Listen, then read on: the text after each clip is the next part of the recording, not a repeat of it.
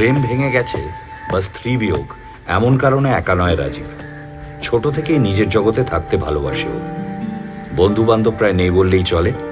12 মাসে হাতে গোনা কয়েকদিন কলকাতায় দেখা যায় ওকে।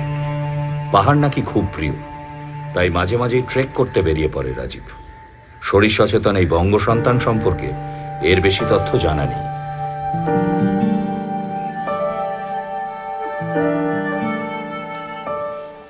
ভয় পাইস না বাবা, দেখতেছস তো জমিরও রুচি, নাইলে পাহাড় থেকে পইরাও মরলাম না। পেঁচাল পারতেছো কেন তুমি? কেন কেন?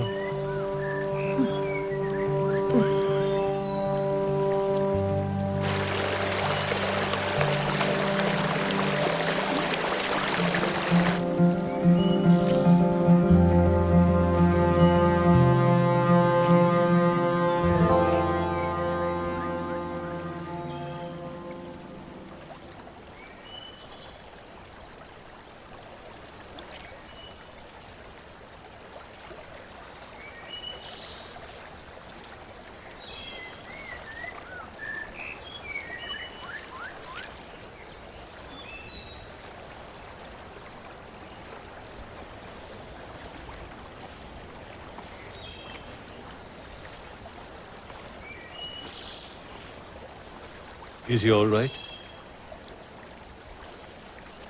Yes, thank you father. কিছু বলে না তো, বোঝা একটু মুশকিল। আপনার মোবাইলটা কাজ করছে? না, তা ফোন যদি করতে পারতাম। শিট। মাম্মাম, ও শিট বললো।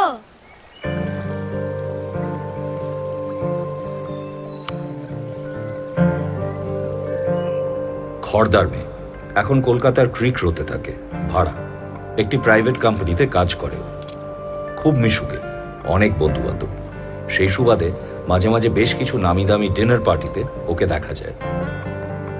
ডক্টর সিদ্ধার্থ গুপ্ত কলকাতার এখন বেশ নামকরা ফিজিশিয়ান। পেশেন্টের আর নার্সিংহোমের চাপে এখন সামাজিক জীবন বলতে আর তেমন কিছুই নেই। তাও বড় কোনো ক্লায়েন্টের জন্মদিন বা অ্যানিভার্সারির পার্টিতে যেতেই হয় ওকে। এই কি যেন নাম বলেছিলেন?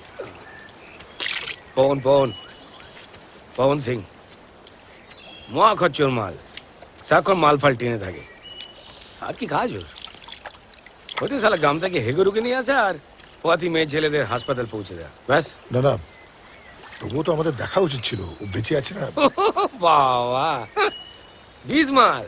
এখন গিয়ে দেখুন গরুবাথান বাজারে বসে ঠ্যাং দিলে তরকারি উঠে পেঁদাচ্ছে। তার মানে